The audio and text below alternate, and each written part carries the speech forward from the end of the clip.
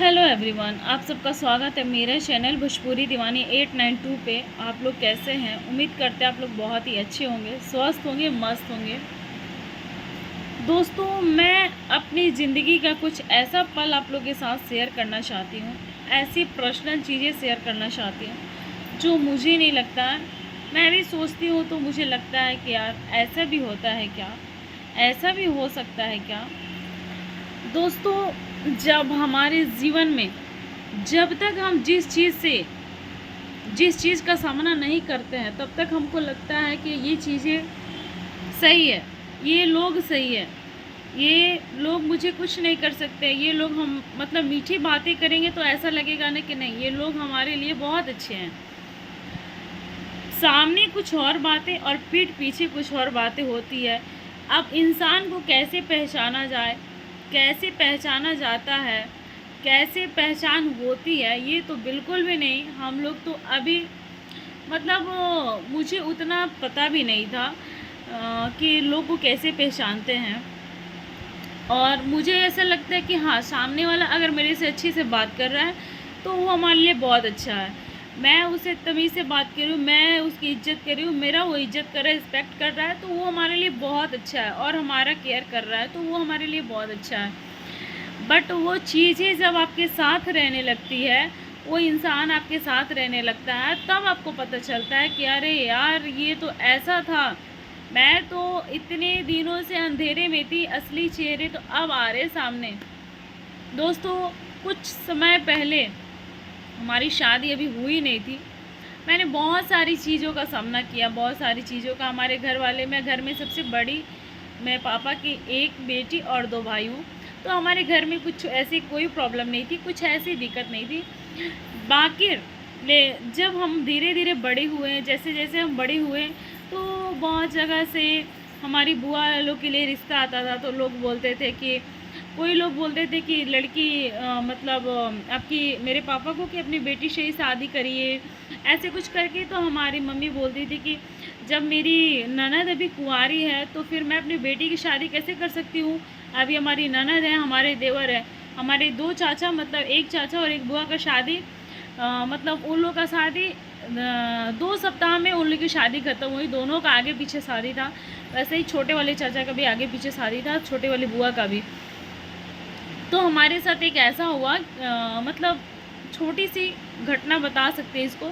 हमारे साथ ऐसा हुआ कि जब मुझे कुछ लड़के वाले मेरी बुआ को देखने आए, तो वो लोग को ना, मैं तो ऐसे बच्ची जैसे थी, मुझे उतना कुछ आइडिया नहीं थी इसके बारे में।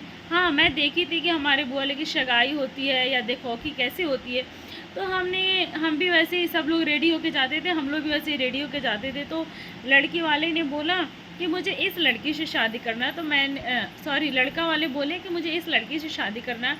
तो हमारी मम्मी बोली, ये हमारी बेटी है, अभी ये टेंथ नहीं, 12th में है, और मैं अब इसकी शादी नहीं करने वाली। मैं पहले अपनी ननद लोग की शादी करूँगी, इसके बारे में हमने अभी तक सोचा नहीं है।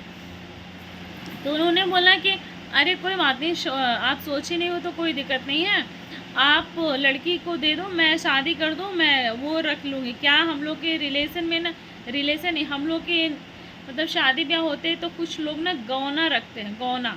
तो मतलब गौना का मतलब ये होता है कि शादी हो गई, लड़का लड़की की शादी हो गई, लड़का चले गया अपने घर, लड़की अपने घर ही है, और 1 साल का गौना होगा, 2 साल का गौना होगा, तो 2 साल के बाद फिर लड़की का विदाई होता है, अच्छे से धूमधाम से विदाई होता है। उसी को हम लोग की तरफ गौना बोला जाता है। तो मतलब कि शादी कर दीजिए, 2 साल बाद हम लोग लेके जाएंगे, या 1 साल बाद, ऐसे जो भी रखा जाएगा नहीं उस हिसाब से लेके जाएंगे। तो मेरी मम्मी बोली कि नहीं, ऐसे तुम नहीं कर सकते हैं।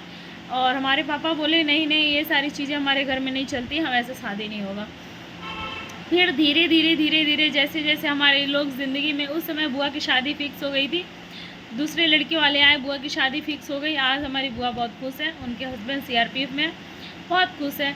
और उसके बाद जब मैं ऐसे सोचती थी कि यार हमारी भी सगाई होगी, हमारी भी दिखौखी होगी, हमारे भी ये मतलब होता है ना कि हाँ, इनकी हो रही है तो मेरी भी तो ऐसी होगी, एक दिन मेरी भी बारी आएगी। तो मैं मम्मी से पूछती थी कि मम्मी ऐसे होता है, मेरा क्या होगा, मेरा क्या होगा। तो मम्मी बोलती थी कि तुम काहे इतना सोचती रहती है, तुम अपने पढ़ाई पे ध्यान दो, तुम अपना काम पे ध्यान दो, तुम ये सब फालतू की चीज़ें ना सोचा करो। तो मैं जब मम्मी से बोलती थी तो मुझे बहुत अच्छा लगता था। मम्मी समझाती थी, डांटती भी थी। लेकिन जब मेरी बारी आई, मेरी बारी क्या आई, मैं जब कुछ समय बुआ की शादी के कुछ समय बाद मैं जैसे शिवा के डैडी ने मुझे देखा। शिवा के डैडी हमारे घर का गृह प्रवेश था, उसमें वो गए थे, उनके पापा गए थे। तो उनके पापा ना ब्रांच मैनेजर थे उस समय हमारे गोपालगंज में, ओरिएंटल इंश्योरेंस के ब्रांच मैनेजर थे। तो वहाँ पे वो लोग रहते थे। फिर जब वो मेरे को गृह प्रवेश में देखे तो मेरी बुआ की शादी नहीं हुई थी, बुआ की शादी फिक्स हो गई थी, होने वाली थी शादी। उन्होंने मुझे देखा तो उन्होंने बोला कि मैंने ऐसे भैया भैया करके मैं बात करती थी उनसे, तो उन्होंने बोला कि जब लड़की देखे तो मैंने उनको प्रणाम किया, तो मुझे प्रणाम करने नहीं दिया, बस हाय हेलो ऐसे। तो मुझे भी लगा यार कोई होगा, चलो इतना मेरे दिमाग में ऐसा कुछ नहीं। हम लोग तो बस खाने पीने में अपने मस्त, क्योंकि रिलेशन वाले बहुत सारे लोग आते हैं तो बहुत खूब धूमधाम से हम लोग मस्ती करते हैं बहुत ज़्यादा। फिर क्या हुआ कि ये गए अपने घर, और ये अपने घर गए तो अपने मम्मी से बोले मम्मी एक लड़की है जो मुझे पसंद आई। तो इनकी मम्मी बोली कौन सी लड़की है, हम लोग के गांव में ना कास्ट बहुत मायने रखता है, कौन सी कास्ट में शादी हो रही है, कौन सी कास्ट है, हम लोग की कास्ट है नहीं है तो शादी नहीं होगी, चाहे कुछ भी हो जाए। क्योंकि वहाँ पे कास्ट हर एक गाँव में, ये मुझे लगता है कास्ट लोग देखते हैं, पहले तो गाँव में कास्ट ही देखते हैं कि हमारी कास्ट हमारी जात बिरादरी की है कि नहीं, या है कि नहीं, दोनों लड़का हो या लड़की। तो ये बोले कि जब शादी मुझे ना उस लड़की से बात करना है मम्मी, मुझे वो लड़की बहुत अच्छी लगी। तो इनकी मम्मी बोली कौन लड़की को जाके पसंद कर लिया है, पता नहीं किस लड़की को पसंद किया है, क्या पता कौन है। तो ये बोले ना कि पापा के ना दोस्त के जिसके घर हम लोग गए थे गृह प्रवेश में ना, उन्हीं की बेटी थी। तो बोले कि अच्छा ठीक है, उनकी मम्मी बोली ठीक है, क्योंकि सारी स्टोरी जब शादी होने के बाद नहीं, सारी स्टोरी जब हम लोग बात करने लगे ना तब बताया मुझे। तो उनकी मम्मी बोली चलो ठीक है। फिर एक साल बाद फिर हम लोग की मुलाकात हुई। मेरे पापा की कहीं पे किसी दोस्त के ना घर में ना जन्मदिन था, उनके बच्चे के जन्मदिन था। तो ये दिल्ली में इंजीनियरिंग का तैयारी कर रहे थे, और उस समय ये आए हुए थे घर पे। तो घर पे आए थे तो उसी समय बर्थडे में इन लोग की फैमिली को भी इनवाइट किया गया था और हम लोग को भी इनवाइट किया गया था। तो हम लोग भी गए, वो लोग भी गया। और जहाँ हम लोग गए थे वहाँ के लड़के वाले, जहाँ हम लोग गए थे ना वहाँ पे जिसके बर्थडे में हम लोग गए थे, वहाँ भी अंकल जो थे वो लोग भी इन लोग को जानते थे, तो सबको इन्वाइट किए थे। तो जब वहाँ पे ये हमको देखे तो ये अपनी मम्मी से बोले कि मम्मी यही लड़की है जिसको हम देखे थे, और इससे शादी करने के लिए हम बोल रहे थे, बात करने बोल रहे थे, सॉरी शादी नहीं बात करने बोल रहे थे। इनकी मम्मी बोली कि चलो ठीक है, क्या है नहीं है कास्ट वगैरह के बारे में। तो पहले से इनके पापा को पता था, हम लोग सेम कास्ट थे। तो इनकी मम्मी मेरे से ऐसे ही हाल चाल तो लिए, ये मुझे देख रहा है, मुझे ये नहीं लगा कि हाँ ये लड़का मुझे ऐसा कर रहा है, नहीं मुझे ऐसा नहीं लगा, लेकिन मुझे लग रहा था कि ये बार बार मुझे देख क्यों रहा है ऐसा। तो फिर इनकी मम्मी बोली कि बेटा कौन सी क्लास में पढ़ती है। उस समय मैं ग्रेजुएशन फर्स्ट ईयर में थी शायद। इनकी मम्मी बोली कौन सी क्लास में पढ़ती हो, मैंने बताया, पिता का नाम सब कुछ इनको पता था, बस ऐसे ग्रेजुएशन में मैं पढ़ती हूँ, यहाँ पे पढ़ते हैं ये चीज़ें बस। तो इनकी मम्मी बोली अच्छा ठीक है। फिर ये अपनी मम्मी को बोले कि मेरे को ना ये भी मेरे से पूछे, मैं बात को भूल रही हूँ बीच बीच में, ये भी मेरे से पूछे कि आपका नाम क्या है, आप कौन सी क्लास में पढ़ती हैं, क्या करती है नहीं करती है। मैं बोली ये जो भी चीज़ें मैंने बता दिया इनको। तो फिर ये रास्ते में हम लोग आ रहे थे, तो बात करते हम लोग आ रहे थे। तो हम लोग को होता है ना कि गांव में लड़की चाहे कोई भी हो, लगता है यार कोई लड़का से बात करे तो कोई क्या ही सोचेगा, क्या सोचेगा। मेरे पापा थे, इनके पापा सारे लोग थे। तो मैं बोले कि आप मुझसे बात नहीं करो, मेरे पापा देखेंगे, मेरे पापा देख रहे हैं, मेरे ऊपर बहुत गुस्सा करेंगे। तो इन्होंने बोला कोई बात नहीं, मैं पापा से बात करूँगा, ऐसे इन्होंने बोला। फिर ये चले गए। अपनी मम्मी से बोले चले गए। इनकी मम्मी चैत का जो छठ होता है, चैत में जो नवरात्रि होता है, उस नवरात्रि पूजा में हम लोगों को बुलाई अपने घर पे। जैसे प्रसाद वगैरह के लिए खाना होता है ना, तो चैत वगैरह में हम लोग एक दूसरे के घर जाते हैं नवरात्रि खाने पीने। तो मैं गई, मेरी बुआ गई, मेरे घर में छोटे छोटे बच्चे थे, लड़की लोग की ज़रूरत थी क्योंकि लड़की लोग नवरात्रि खाती है, तो वो लोग भी थी। तो मतलब 3-4 आदमी हम लोग इधर से गए। उसके बाद मेरे पापा को बोली थी इनकी मम्मी कि बाबू लोग को भेज दीजिएगा, उसको ज़रूरत है, अभी पूजा है इसलिए। तो हम लोग चले गए थे। तो हमारी बुआ कामों में हाथ बटाई थी मेरी सासू माँ का। और उसके बाद से हम लोग जब वहाँ पे गए तो सारा कुछ हो गया। तो इनकी मम्मी बोलती है, बेटा तुम ये फ़ोन की इनकी मम्मी कि बेटा खुशबू आई है घर पे। तो ये फ़ोन किए कि मम्मी बात कराओ मेरे को। ये उस समय हरिद्वार में थे, हरिद्वार में इनकी ट्रेनिंग चल रही थी, उस समय वहाँ पे थे। तो मम्मी मेरे को बात कराओ। मैंने इनसे बोला कि मैं क्या बात करूँगी, मुझे क्या बात करना है, मैं क्यों बात करूँ। ऐसे मुझे लगता था कि बुआ है, बुआ बोलेगी क्या बात है, नहीं मैं ऐसे कुछ मतलब डर था अंदर।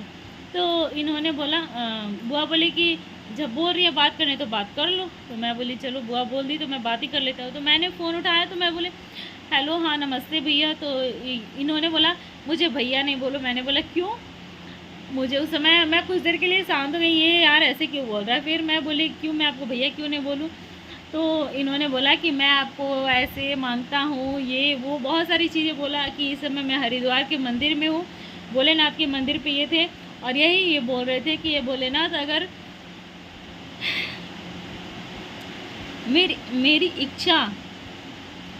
मेरी इच्छा पूरी हो जाएगी फिर मैं साथ में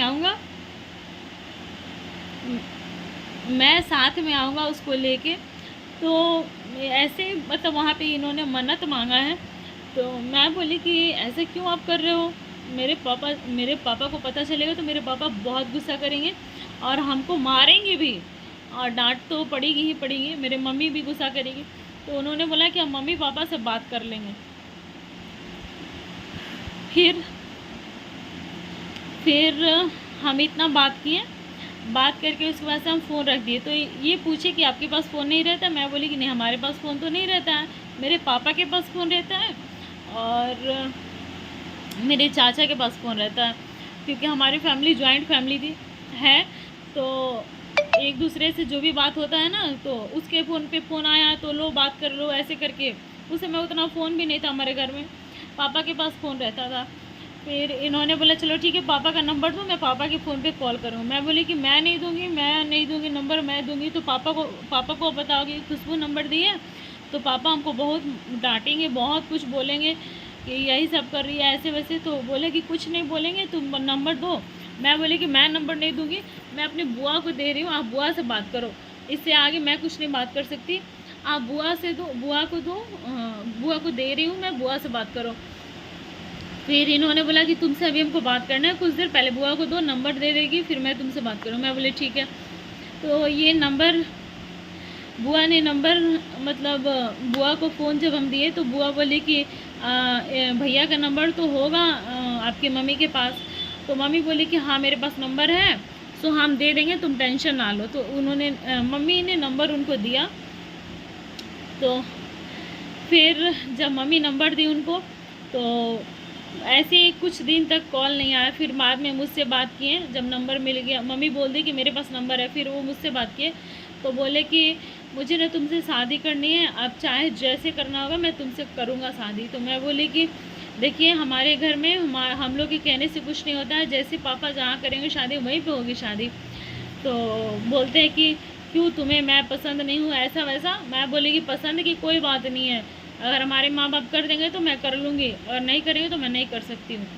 तो बोलते हैं कि मम्मी पापा से मैं बात करूँगा। मैं बोली करो बात, मुझे कोई दिक्कत नहीं है, लेकिन मैं ऐसे कुछ नहीं करूँगी पहले कि हाँ आप में मतलब कहने को हो जाए कि हाँ हम दोनों प्यार करते हैं फिर ऐसे वैसे, मैं ऐसा कुछ नहीं करना चाहती। तो ये बोले ठीक है तुम घर जाओ अच्छे से, घर जा रही हो तो घर जाओ अच्छे से, फिर हम बाद में बात करेंगे तुमसे, अभी हम मंदिर में हैं। हम बोले चलो ठीक है। तो जब ये मैं घर चली गई, 1 सप्ताह हो गया, दूसरे सप्ताह में इन्होंने पापा को कॉल किया और पापा से बोला कि पापा मैं ना आपकी लड़की से शादी करूँगा। तो मेरे पापा बोले कि आप ये मतलब अपने से बोल रहे हैं या फिर आपकी फैमिली बोल रही है? तो ये बोले कि नहीं, हमारी फैमिली बोले ना बोले, मैं बोल रहा हूँ कि मुझे शादी करना है, उसी लड़की से करूँगी, आपकी बेटी से। मुझे कुछ नहीं चाहिए, और बस अपनी लड़की से मंदिर में भी शादी करना चाहो तो आप मंदिर में कर सकते हो, मैं उसके लिए रेडी हूँ, बस आपकी लड़की मुझे चाहिए। तो मेरे पापा बोले कि अभी तो मैं कुछ नहीं बोलेंगे, हम कुछ नहीं बोल सकते हैं अभी, हम जब तक घर पे बात नहीं करेंगे, पूरी फैमिली से बात नहीं करेंगे, हम कुछ नहीं बोलेंगे। आप मेरे कान में डाल दिए, ठीक है, लेकिन हम सोचेंगे इसके बारे में। पापा मेरे मम्मी से बात किए, चाचा लोग से बात किए, सारे लोग से बैठा के बात हुई। तो मुझसे मम्मी बोले कि तुम्हें क्या लगता है कि तो शादी वहाँ होनी चाहिए? मेरे पापा का कहना था कि मेरी एक बेटी है, मैं इतना दूर शादी नहीं कर सकता। मतलब हमारी बुआ लोग की शादी ना आस ही पास में हुई, एक मेरी शादी इतनी दूर हुई है। तो इतनी मेरी एक बेटी है, मैं शादी नहीं करूँगा इतना दूर। तो मेरे मम्मी बोली कि ठीक है, सोचेंगे दूर नज़दीक से क्या होता है। अगर लड़का बोल रहा है, उसके मन में है, तो हम लड़की से भी बात करेंगे, पूछेंगे उसके बाद से। तो मेरे से मम्मी पूछी कि खुशबू ऐसा ऐसा बात है, तुमको क्या मन है? मैं बोले कि देखिए आप लोग कर दीजिएगा तो मैं कर लूँगी, मुझे दूर नज़दीक से कोई मतलब नहीं है, बस मेरा शादी गांव में नहीं होना चाहिए, मेरा शादी टाउन में ही होना चाहिए। मैं गांव में शादी नहीं करूँगी, मेरा शादी टाउन में ही करिए, और हमको टाउन में ही शादी करना है। तो मम्मी बोली चलो ठीक है। तो हमारे हस्बैंड 2 भाई हैं, मम्मी पापा बस। तो मैं बोली कि हमको फैमिली अच्छा लग रहा है, आपको अब आप लोग देख लीजिए, आप लोग करना है। तो मेरी मम्मी बोली कि चलो ठीक है, तुमको अच्छा लग रहा है तो कोई बात नहीं, फिर शादी के लिए ट्राई करेंगे, कोशिश करेंगे। फिर लड़का बोला, पापा बोले कि लड़का का डिमांड ये होगा वो होगा। तो मैं बोली कि अगर आपको, मैं मम्मी से बोली कि मम्मी अगर आप वो जो डिमांड करेंगे उस डिमांड के अंदर अगर हम लोग हो सकता है तो शादी होगी, नहीं हो सकता तो फिर शादी नहीं होगी। अगर लड़का के नज़र में सामान पैसे की इज्जत है तो फिर लड़की का कोई इज्जत नहीं है। तो मैं इनको बोली, फिर एक बार फ़ोन किए तो मैं इनको बोली कि आपको क्या चाहिए नहीं चाहिए, पापा ऐसे ऐसे बोल रहे थे। तो इन्होंने बोला मैं पापा से बात करूँगा। फिर पापा से रात में बात किए तो पापा से बोले कि मुझे कुछ नहीं चाहिए, बस आपकी एक कपड़ा पहना के अपनी लड़की को भेज दीजिएगा, शादी कर दीजिए, बस मुझे इससे ज़्यादा कुछ नहीं चाहिए। आप मंदिर में बोलने के लिए आप मंदिर में करिएगा, मैं उसके लिए भी रेडी हूँ, जैसे आप बोलिएगा वैसे मैं करूँगा शादी। तो मेरे पापा बोले कि आप नहीं बोल रहे हैं, हो सकता है आपकी फैमिली वाले बोले कि मुझे ये चाहिए वो चाहिए। तो मैं ये बोले कि जब मैं नहीं बोल रहा हूँ तो कोई नहीं बोल सकता हमारे घर में, मुझे कोई कुछ नहीं चाहिए और कोई नहीं बोलेगा हमारे घर में। तो पापा बोले ठीक है। फिर आगे बात हुई तो इनके मम्मी पापा से, तो इनकी मम्मी भी बोली कि मुझे कुछ नहीं चाहिए, सब कुछ फिक्स हो गया। फिर धीरे धीरे शादी वादी की बात आगे बढ़ने लगी, सारे लोगों को पता चल गया, शादी ब्याह की बातें होने लगी। फिर इन्होंने मेरे पापा को बोला कि पापा मुझे खुशबू से बात करनी है, तो कैसे बात होगी? तो पापा बोले आप मेरे फ़ोन पे कॉल कर लीजिएगा तो मैं बात करा दूँगा। तो वो बोले कि मैं रोज़ रोज़ आपको फ़ोन करके डिस्टर्ब तो नहीं करूँगा, खुशबू रहती है घर पे, आप रहते हैं बाहर, मैं थोड़ी बोलूँगा खुशबू को फ़ोन आप लिख दीजिए, बात करें, फ़ोन करें। तो ये बोले कि जब हम घर जाएंगे, पापा बोले घर जाएंगे तो बात करा देंगे। तो ये बोले कि पापा हम खुशबू के लिए फ़ोन भेज रहे हैं, आप बिल्कुल बिंदास रहिए, टेंशन फ्री रहिए। तो पापा बोले आप क्यों फ़ोन भेज रहे हैं, छोड़ दीजिए, मैं ही यहाँ से खरीदूँगा। तो फिर ये बोले कि नहीं आपको कोई चीज़ खरीदने की ज़रूरत नहीं है, हम खुशबू के लिए भेज रहे हैं। तो इन्होंने फर्स्ट बार मुझे एक फ़ोन दिया था। उस समय हमारे हाथ में पहली बार फर्स्ट बार बड़ा वाला फ़ोन, टच स्क्रीन वाला फ़ोन था, जो मैं उस समय यूज की थी। और ओप्पो का फ़ोन था शायद, उस समय मैं फ़ोन यूज की थी, या ओप्पो का था या पता नहीं, याद नहीं आ रहा मुझे, शायद ओप्पो का ही था। तो उस समय मैं पहली बार फ़ोन यूज की थी, मैं इतना खुश हुई थी। फ़ोन आया था ना, मैं फ़ोन को अगरबत्ती दिखा रही थी और मुझे बहुत अच्छा लग रहा था कि चलो मैं फ़ोन यूज कर रही हूँ ऐसा। फिर इन्होंने बोला कि जो चीज़ें हैं जब होनी होगी तभी होगी, लेकिन हम लोग हमेशा बात करेंगे। मैं बोली ठीक है, मेरे फैमिली वाले को भी कोई दिक्कत नहीं थी, मुझे भी कोई दिक्कत नहीं थी, इनकी फैमिली वाली को भी कोई दिक्कत नहीं थी। तो फिर मेरी ये कहानी थी और उसके बाद से धीरे धीरे बातें होने लगी। फिर हमारी हो गई शादी। फिर आगे बताएंगे अगले वीडियो में। आप लोग इसके आगे सुनिएगा। कैसा लगा आप लोग ज़रूर बताइए कमेंट करके।